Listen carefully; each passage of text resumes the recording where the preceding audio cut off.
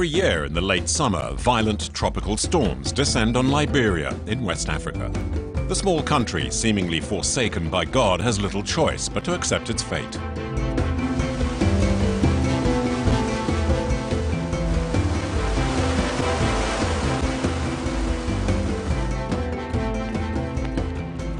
The rain bodes ill for FOFANA and his small pickup.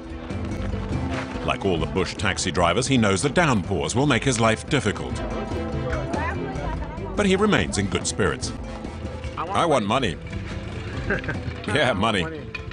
I'm never tired. If you're tired and do nothing, what will you eat?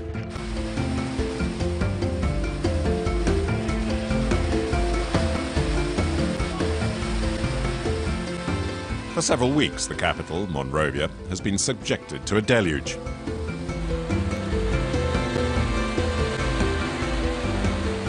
Within minutes, the town is paralyzed and reduced to almost total chaos. And it's the same story throughout the country.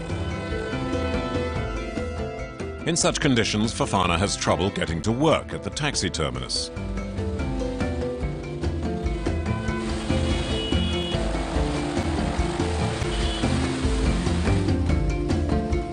He passes Monrovia's main market, which is shut down. The torrent of rain has forced the merchants to close shop. To blame are the sewers, which are blocked and overflowing. A Chinese company was meant to have cleaned them out. Come here, look at the rain's flooding. And the rain has forced us to put our goods higher. We're not making any money right now. The government has to do something. The sewers are too small and they're overflowing. The Chinese just took the money and ran. Red light parking is the collective taxi station, the jumping off point for all travel in Liberia. Destroyed by 15 years of civil war, Liberia has little infrastructure, and the countryside lacks just about everything. Travelers supply it using the bush taxis. FOFANA's cab is ready to leave. You haven't loaded enough rice? Go on, there's still room. We can load up more. FOFANA's four-wheel drive is already crushed by the weight of its load, but to make extra money, he's happy to go over the limit. No problem, we can load another 30 bags. Okay, we'll load up another 30 bags and 5 cartons. My car's very powerful, very strong. You can load rocks, pack it with bags until the suspension breaks. My car is called No Bad Days. You'll see how she handles the mud. This car, no bad day. Come on, get on board, make room there. Yeah, okay. No, they get going there. FOFANA's pickup seems to absorb an infinite number of passengers and bags of rice, so long as all are perfectly stacked.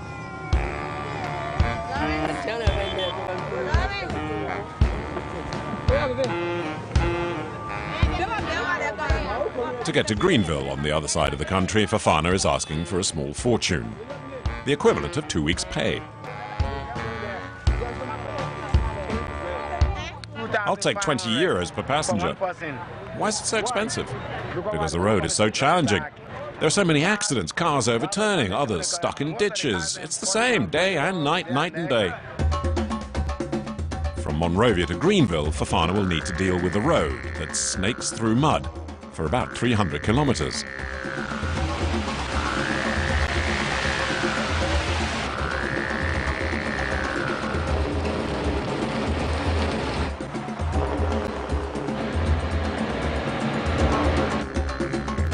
Liberia is a country under reconstruction. Much of its population make hardly enough to buy food, and in the country, everyone, including children, are made to work.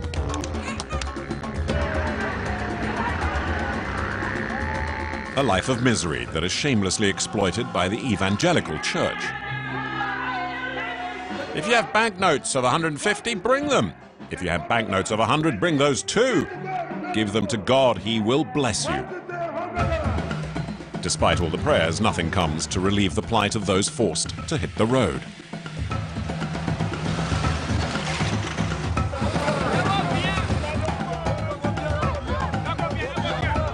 We're not animals.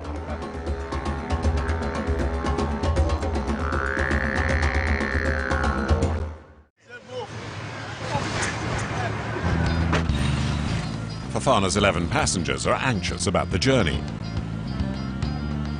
Not much still works on the pickup, that he's patched up as best as he can. You don't need a key? Yeah. No? Well, here it is anyway. Does the car work?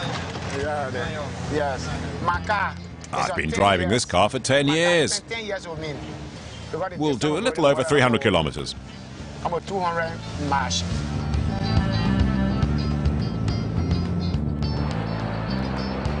All too soon, and the first problems arise. The rain has turned the road into an undefined track churned up by the never-ending flow of trucks.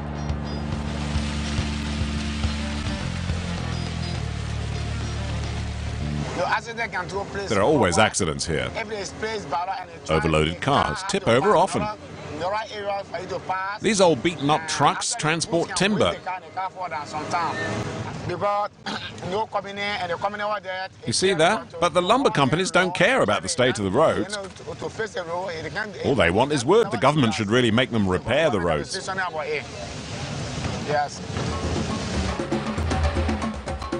The kilometers slip by. The axle strains and the suspension is suffering. The passengers put up with it all too.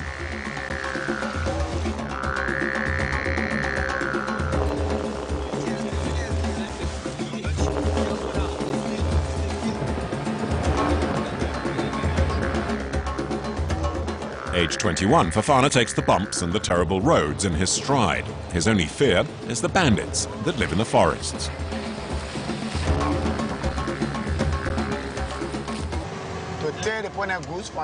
The highwaymen hold up travelers. They steal money and goods. And then they disappear into the forest. We're scared of them because we have nothing with which to defend ourselves, and they're armed. And sometimes people are killed. The town isn't much safer, but FOFANA has no choice. He needs to fill up at the only pumps on the journey. The service station never shows the prices.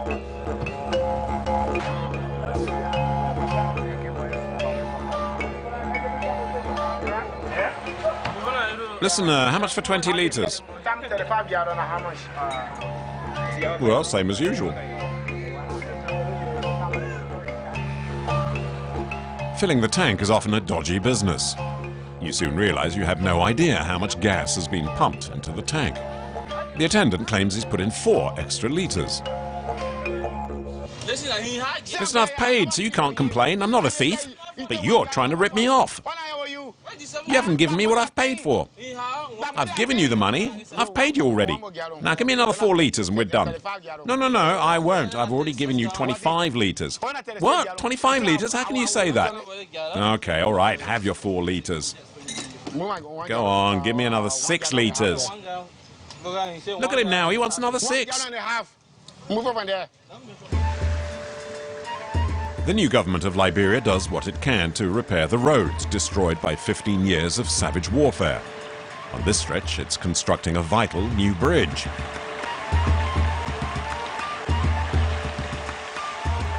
It's a tough challenge. The methods are crude and speed is essential. The old makeshift bridge could collapse at any time. The man in charge has also done what he can. You see the bridge? It won't last another 2 years. Well, it'll probably collapse before then. Every time a truck passes, the bridge bends under its weight. It's very dangerous, and the way it shakes is worrying. The wooden scaffolding barely remains standing.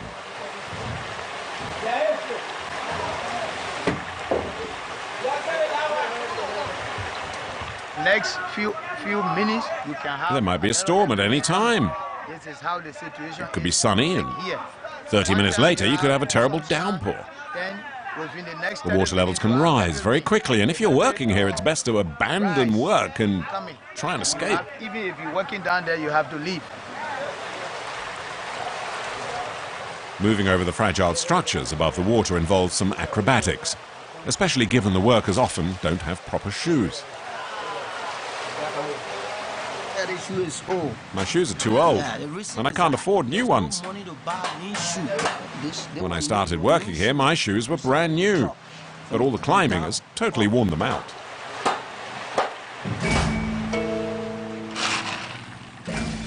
Everything is in short supply in Liberia, even the most basic material. Gravel, for instance, it's indispensable for making concrete. But in a country undergoing reconstruction, there's not one company that produces it. Instead, for a handful of Liberian dollars, it's the poorest that head to the quarries to break up the rocks into pebbles. Some are barely 10 years old.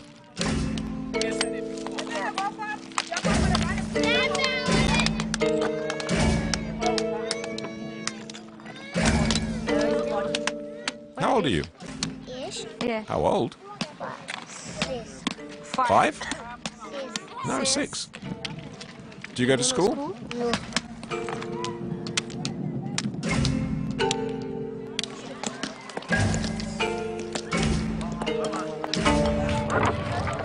Marie has shown up early this morning with her children. All day in the sun, they break up rocks.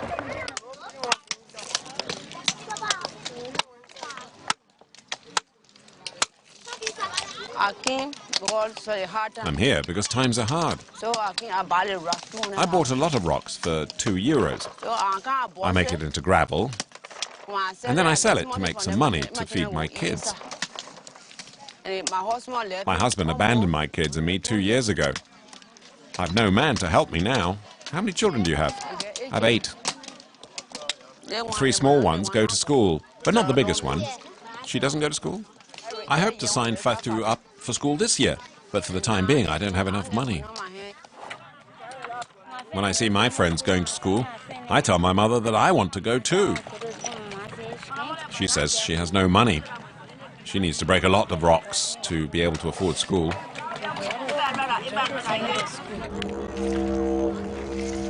The little the family earns is not enough to pay for uniforms and school supplies. The small labourers sell the gravel to a woman in Monrovia. Everyone calls her Tati. And Tati is very particular about the size of the pebbles. I don't want big stones, just small pebbles. If anyone brings me that garbage, they won't get paid. Come on. Fill up the containers all the way to the top. I'll buy them, and I need to leave right away, but I want small pebbles, mind. Any big ones, and I'm not paying. Let me see your pebbles, you. Look at my pebbles, Tati. Tati takes her time inspecting the pebbles. She shows no pity to the children who have to wait for her, carrying 20 kilos of stones on their heads.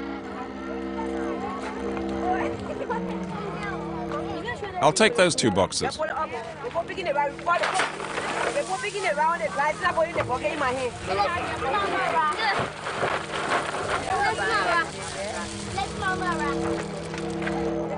So much hard work for so little. How much you get? How much did you make?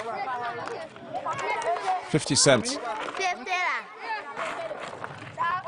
In one day, Fatu and her family make 150 Liberian dollars, the equivalent of €1.50. Even when Tati's truck arrives, the kids still get no relief. Breaking up and selling the rocks isn't enough. They also need to tip them into the truck's container.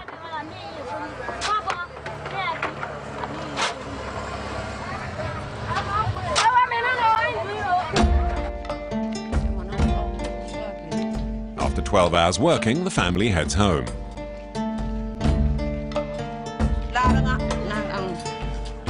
Fatu, the eldest, still has chores to do.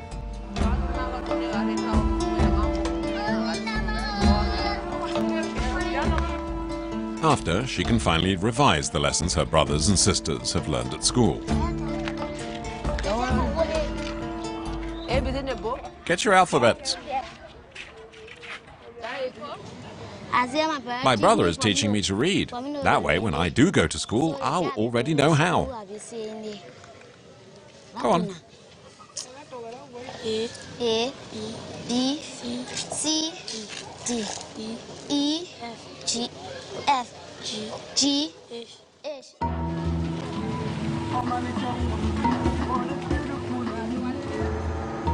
Back on the mud trail, and after a day of being shaken about, FOFANA's passengers are exhausted. The baby is sick and is running a fever. Even if he's wary of bandits, FOFANA decides to drive through the night. The child needs to see a doctor as soon as possible.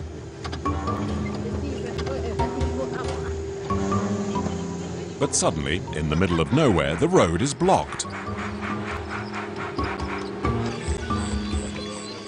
Dozens of vehicles are backed up and there's no way to get through. FOFANA asks his passengers to get off.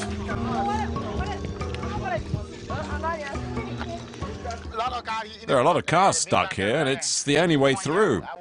We'll need to push these cars to be able to pass by. And it's this four-wheel drive that's holding everyone up.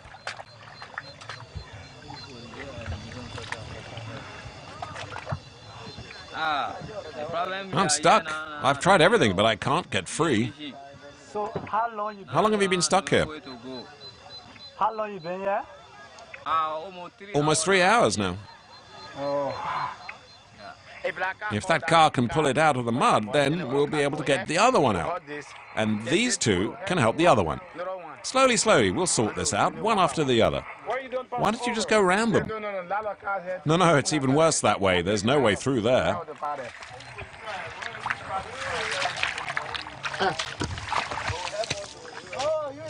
To free the first vehicle, drivers and assistants are digging trenches. The problem is there's only one pickaxe.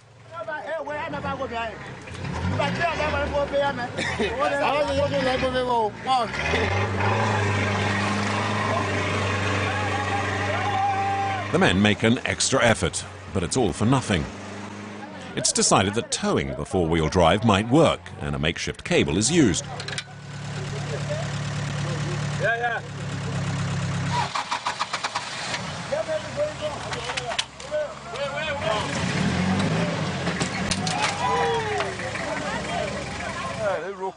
This cable's worn out, it's old. Time passes and the various attempts all end in failure. The night is humid and cold and FOFANA's passengers can only wait, stressed and hungry. Heroically, the drivers keep trying. They bring stones to fill the trenches.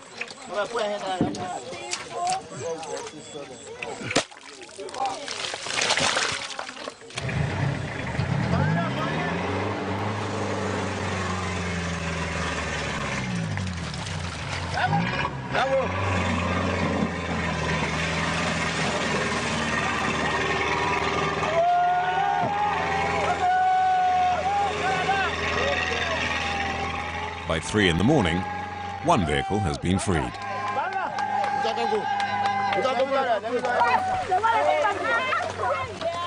But any joy is short-lived as it begins to pour again. The rescue effort is quickly abandoned.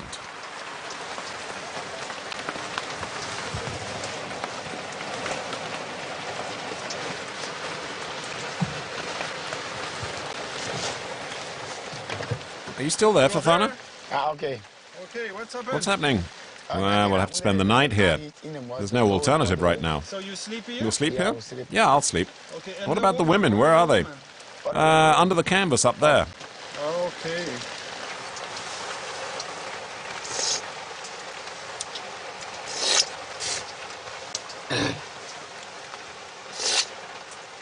So, what will you do afterwards?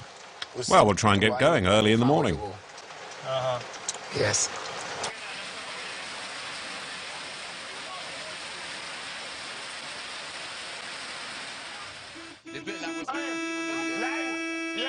At 5 a.m., FOFANA wakes up to some good news.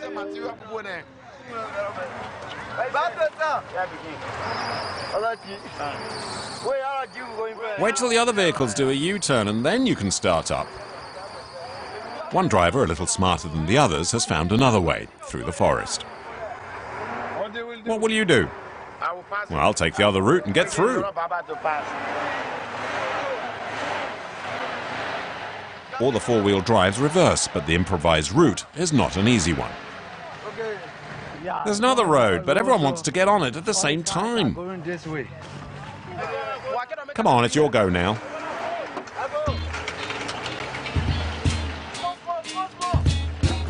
In a merry confusion, all the vehicles rush towards this unexpected escape route.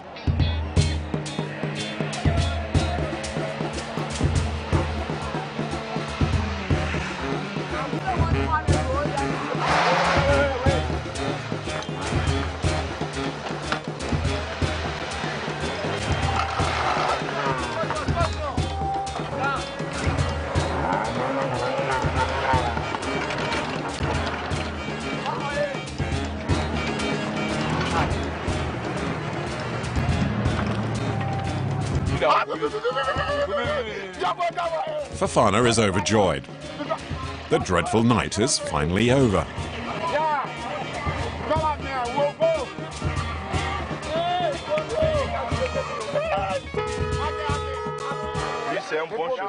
FOFANA is really good. He'll always get through, no matter what. But this woman has nothing to smile about. Her baby still has a fever and is dehydrated. The baby wants a drink, but there's no water. It wants water? She need water. Yes, but there is none. I'm not happy. Why? I'm upset for the passengers. They'll all be late now.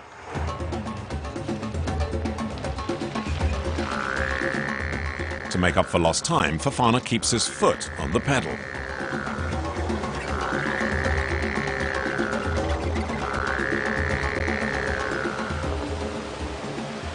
In the early hours, it's raining again and the temperature's dropped to just 18 degrees.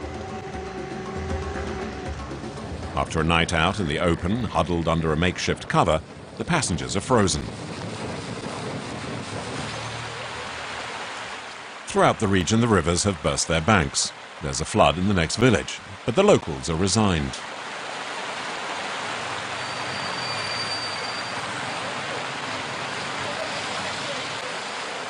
The mayor is keen to show how bad the situation is.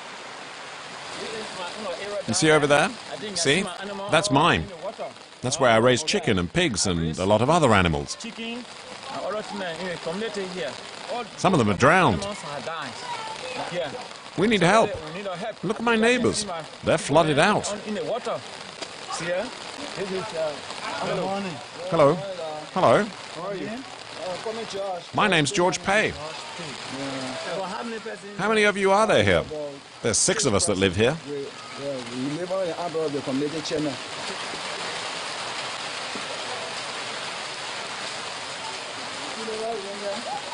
The water has flooded everything, see?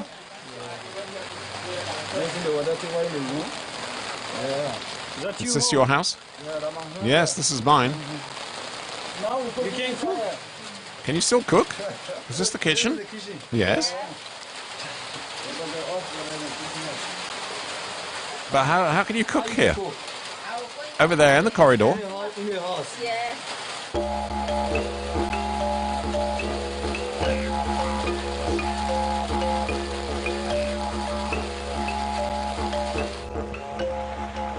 But the downpour doesn't spell disaster for everyone.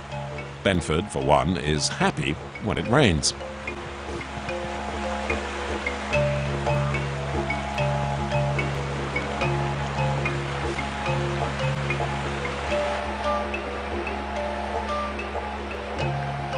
Along with his friends, Benford has created a new business.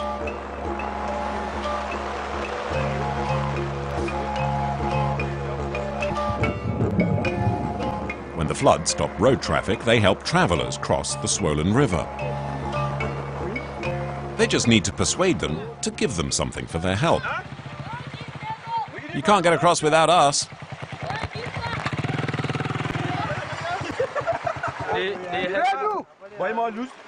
We'll carry your packages.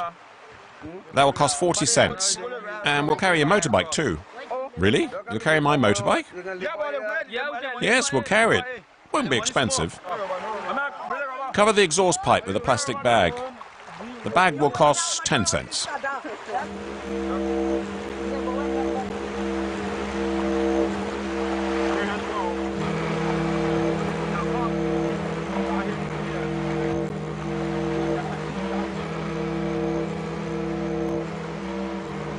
The current is getting stronger, and the motorbike risks being swept away. The water keeps rising, and so does the cost of a lift across. I paid 80 cents for my motorbike to be carried.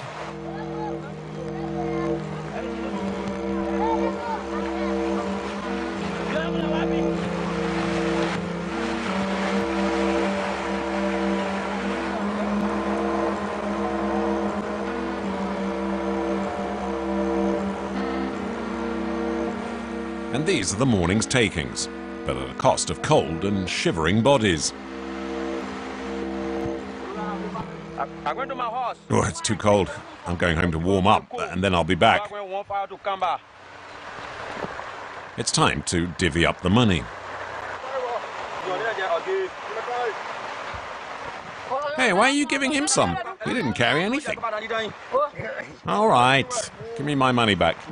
Now, give me a fiver. I promise you 5 cents. I'll pay him and share out the rest with the kids later. We all live in the same house anyway.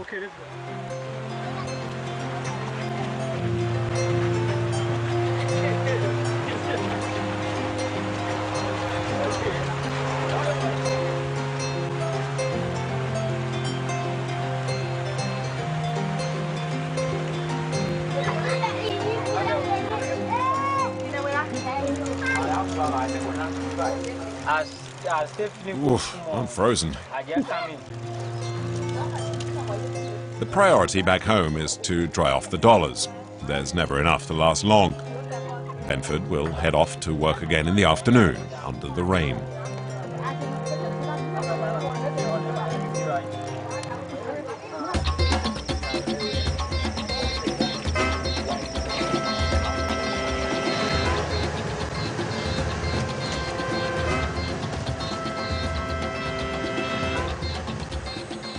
After the deluge, the track is reduced to a succession of muddy pools, all tricky to get through.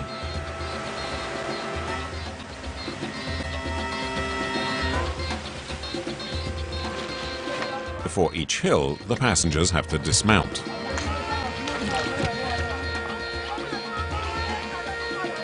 Then they have to climb the hills on foot, through all the sludge.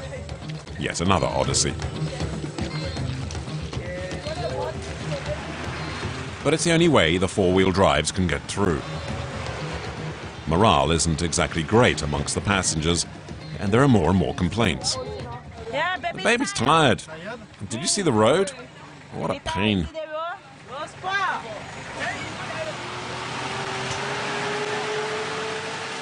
FOFANA, however, is in good form, showing off to keep up pretenses, and possibly reassuring the passengers as well. He's not about to lose his reputation as the best driver in this part of the country. Was it easy for you? But not everyone has his luck. A few kilometers back, Maurice, another driver, comes up against a hill. His engine is wrecked.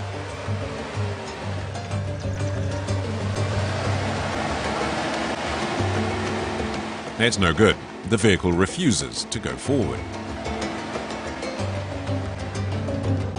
Assistants and passengers lend a hand and push the vehicle with its smooth tires.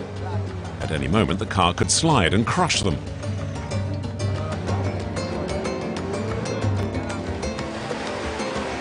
The motor looks as if it might melt down, but Morris isn't concerned. He knows how to deal with an overheating engine.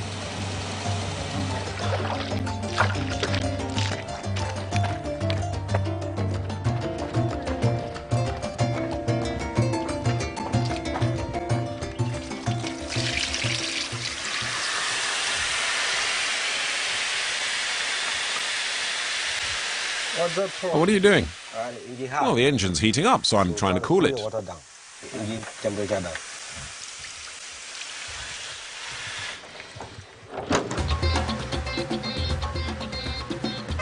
And this time, with a good push, the vehicle makes it up and over the hill.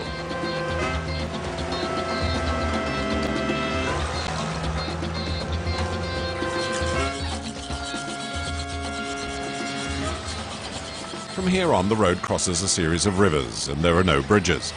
It's common to be stuck for days at a time, waiting for water levels to drop.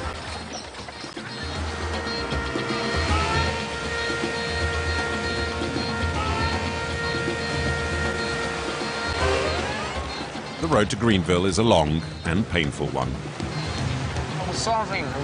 We drivers suffer, yes, we do. The passengers also suffer. They're in a hurry to arrive, but they'll be late. The roads are just too bad. Without a four-wheel drive and a good mechanic, you would never get there.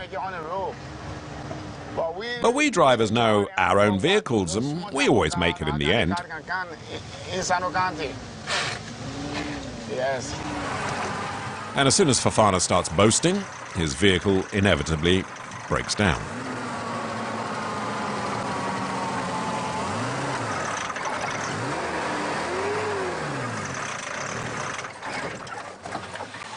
In Liberia, petrol is often of poor quality, causing the filters to get dirty easily. To FOFANA, this is all routine. But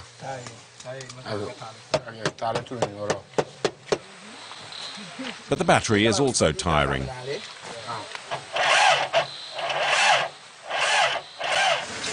The only solution is to push.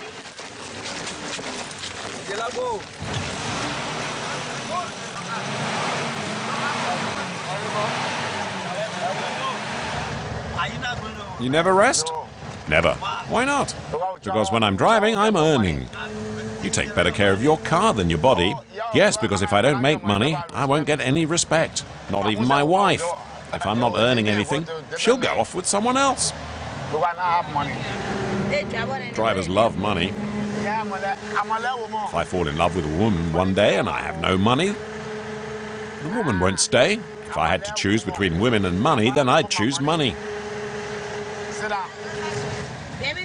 Stop! My village is just over there. Greenville, the final destination.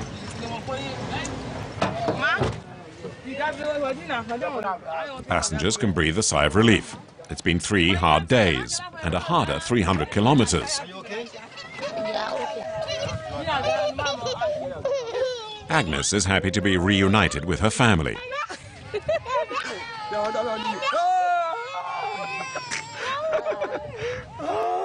And then it's time to pay FOFANA.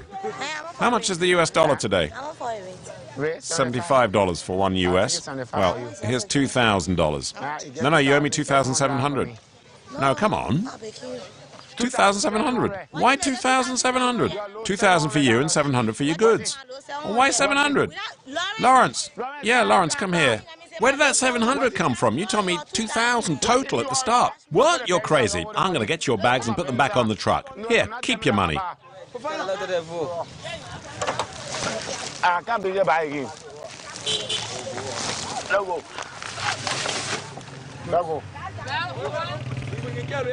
FOFANA, okay, I'll pay the difference.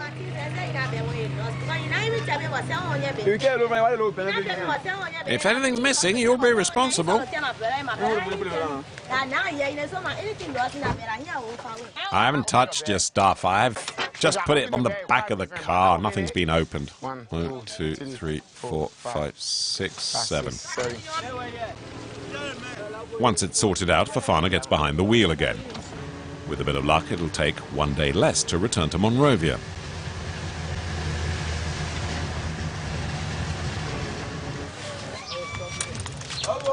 Agnes is one of the few merchants in town. With money borrowed from her father, she's bought a lot of different goods, including some very nice thongs from China.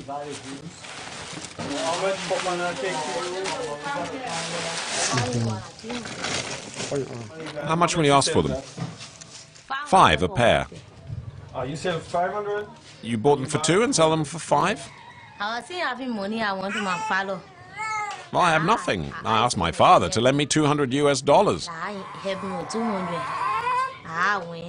Monrovia, I bought the thongs to make a small profit. But FOFANA made me pay almost $30 US. It's expensive.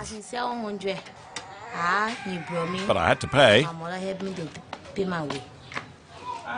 Yeah, expensive, but what to do? Now she needs to sell the thongs, which might be tricky in a village where few people have money. Without hesitating, she offers the time-honored technique of credit. And that could lead to over-indebtedness. The female neighbors can't resist the thongs from the big city, and business is brisk. Each pair costs €5.50 cash or €5 on credit. Agnes will need to follow up often to collect the money she's owed. I don't have the 50 cents. Don't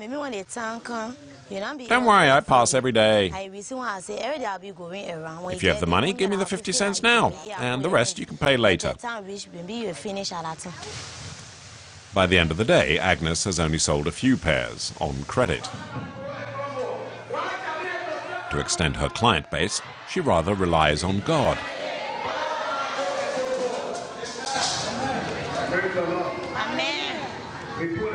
Every Sunday she visits the Pentecostal church at Greenville to pray. But to the evangelists, Mass is all about money. The well-being of the soul can be bought for handfuls of Liberian dollars. As far as the pastor's concerned, there can never be enough donations. Whether you have 500 or 250, bring it. If you have 150 or $100 notes, give them up. I'll take anything. Hundreds, 50s, bring it all. Don't stop. Give them to God. He will bless you. To help this racket along, there's plenty of razzmatazz.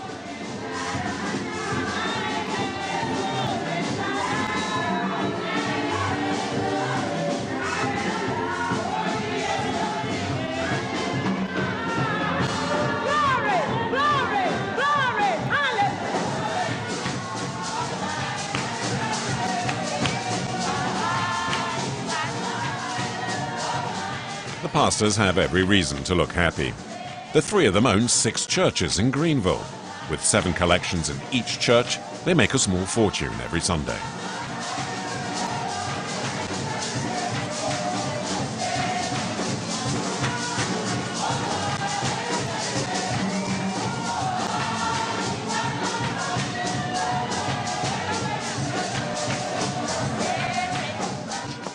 After the ceremony, the pastors have no qualms about parading about in their well-cut suits and Italian shoes. We are going to have a reception. We're going to have a little party to let off some steam. Have fun. The Greenville Catholics aren't so lucky.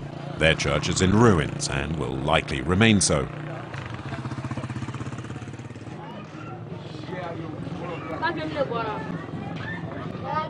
Until recently, the entire village was in a similar state. What has improved matters is the arrival of a large Indonesian company, Golden, a major producer of palm oil. Every night the plantation tractor ferries the workers home. Among them is Otello, who hopes the multinational will keep investing in Greenville. This is where we live. The houses are destroyed by the war. The whole neighborhood was destroyed in the war. Liberia, the war that fought. The Liberian War. The The fighting just went on and all the houses here were affected. No money now to build. Now there's no money to rebuild. You see the house. It's a house. Look at this house. It cost thousands of dollars and now it's destroyed. Now it has been destroyed. My father was killed in the war. And my mother too. In this war. Here's my sister. This is my sister, Laura. See this condition. Look how we live, our conditions. My sister again. This is another sister, Lisa. There's another. Here's Nora, my wife.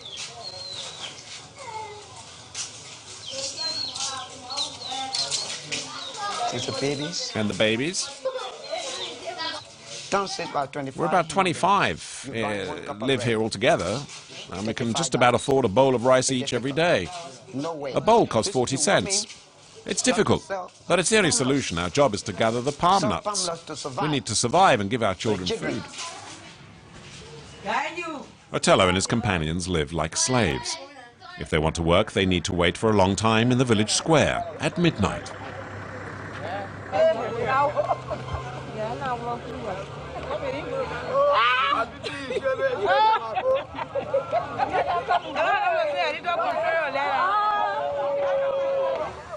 You see what we see?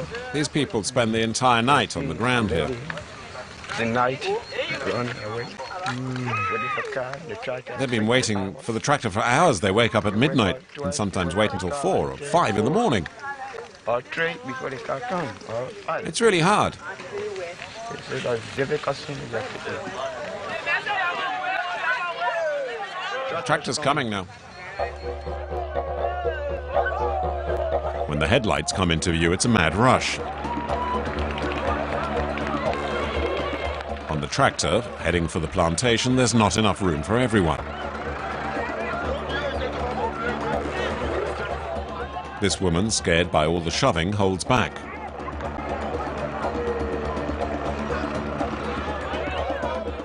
There's a tremendous struggle to get a place in the trailer. If they miss work twice, they'll be fired.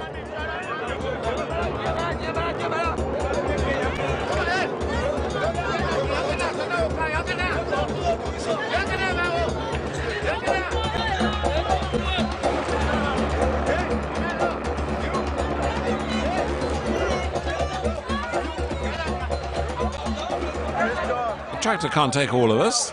There aren't enough vehicles. We won't be able to earn any money. But she'll jump on at the last moment, and the crush on board is barely supportable. We are not animals. We are not animals. About a dozen workers won't be able to get on board. Otello has found a few centimeters, and there's more than an hour's uncomfortable journey ahead. To make sure he arrives on time, the driver accelerates without a care for his passengers. Sitting here on the edge is dangerous. Every bump could throw me off. And sometimes a container opens and everyone falls off. This side here might open and everyone might just slide out. Has it ever happened? Yeah. It's sunrise.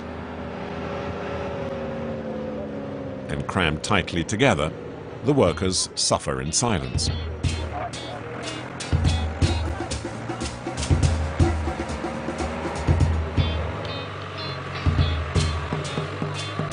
On the edge of the plantation, Golden's trucks have churned up the roads.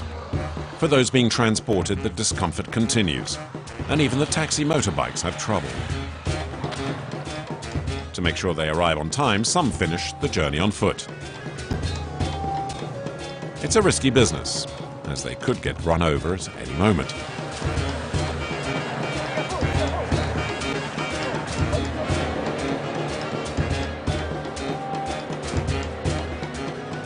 Gradually, a traffic jam forms.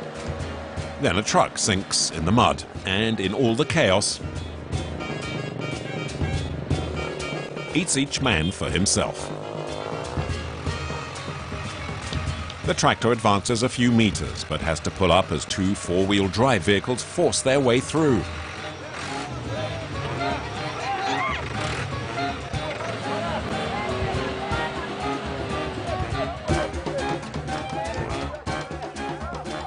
The second car slows down and gets stuck.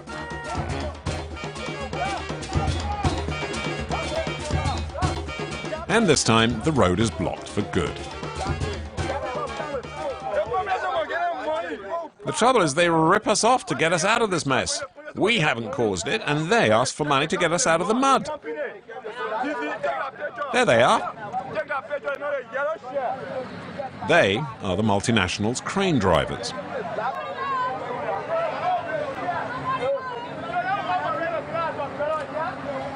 Yeah, these guys are crazy. Instead of waiting for us to clear things up, they just keep trying to push their way in, and then they get bogged down. It's not our problem. You're the ones to blame for ripping up the road.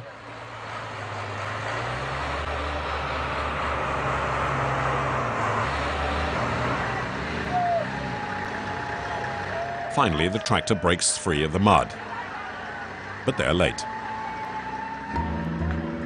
For Otello and his unlucky comrades, risk having their pay docked. The multinational has already cleared more than 200,000 hectares of forest. Otello's work is potting the palm trees. After 5 years, their fruit will be squeezed to produce the prized palm oil. The extracted oil is used in food and cosmetics and is increasingly controversial. It's a profitable industry, but one that is catastrophic for the forest. As soon as one plot of land has been cleared, as many as 1,500 workers begin planting as many palm trees as possible. We had a plan. We had a plan. We had a plan. Planting, that's all we do all day. We're not doing this for money. It's not for the money, because our wages are ridiculous. But the money we're getting from this place is too small. It's too low. We earn just €2.50 a day. $3.50. What can I afford to give my family for just €2.50 a day? No good benefit. The Liberian authorities have supported these efforts and have no problem in eradicating villages in the name of profit.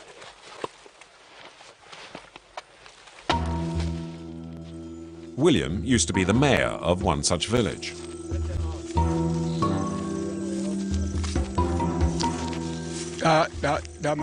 Over there was my village and my farm. You see these coconut palms here? They cut down hundreds of trees here. There were fruit trees and trees everywhere. This is all that's left, look. Our own government stole and sold off our land for a pittance.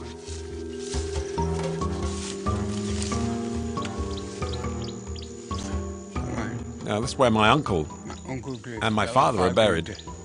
There are 5 family tombs here.